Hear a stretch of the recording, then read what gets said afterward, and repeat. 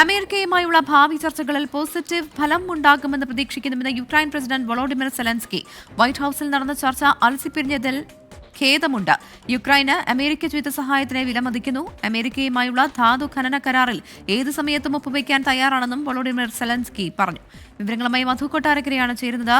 മധു, അമേരിക്കയുമായി നടത്തിയ ചർച്ച കഴിഞ്ഞ ദിവസമാണ് അലസിപ്പിരിഞ്ഞത്. ഇതിന് പിന്നാലെ യൂറോപ്യൻ യൂണിയൻ ഉൾപ്പെടെ യുക്രൈന് നിർദ്ദേശവുമായി രംഗത്തെത്തിയിരുന്നു. ഈ പ്രശ്നങ്ങൾ പരിഹരിക്കണം എന്നുള്ളതായിരുന്നു ആ നിർദ്ദേശം. ഇപ്പോൾ അമേരിക്കയുടെ ഭാഗത്തു നിന്ന് വ്യക്തമായിട്ടുള്ള പ്രതികരണം കൂടി വന്നിരുന്നു ഇന്നലെ. ഇതിന്റെയൊക്കെ പശ്ചാത്തലത്തിലാണോ ഇപ്പോൾ യുക്രൈന്റെ ഈ പ്രതികരണം? എങ്ങനെയാണ് ഇതുമായി ബന്ധപ്പെട്ട് അമേരിക്ക ഈ പ്രതികരണത്തെ കാണുന്നത്? പ്രവിധ സൂചിപ്പിച്ചതുപോലെ കഴിഞ്ഞയാഴ്ച US പ്രസിഡന്റ് ഡൊണാൾഡ് ട്രംപുമായി വൈറ്റ് ഹൌസിലെ ഓവൽ ഓഫീസിലെ കൂടിക്കാഴ്ചയിൽ പ്രതീക്ഷിച്ച രീതിയിൽ ആ കൂടിക്കാഴ്ച പോയില്ല എന്നാണ് യുക്രൈനിയൻ പ്രസിഡന്റ് വ്ളാദിമിർ സെലൻസ്കി പറയുന്നത്. സംഭവത്തെ ഖേദകരമെന്ന് അദ്ദേഹം വിശേഷിപ്പിക്കുകയും ചെയ്തിട്ടുണ്ട്.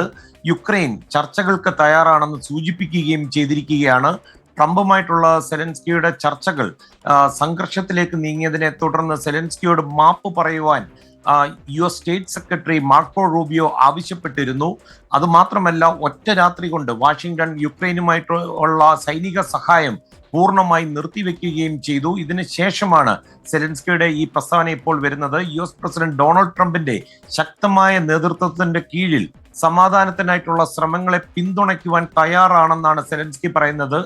യുക്രൈന്റെ പരമാധികാരവും സ്വാതന്ത്ര്യവും നിലനിർത്തുവാൻ അമേരിക്ക വളരെയധികം സഹായിച്ചിട്ടുണ്ടെന്നും ഈ സമയത്ത് ഓർക്കുന്നുവെന്ന് സെലൻസ്കി പറയുന്നു. ആരും ഈ യുദ്ധം ഇങ്ങനെ നീണ്ടുപോകുവാൻ ആഗ്രഹിക്കുന്നില്ല.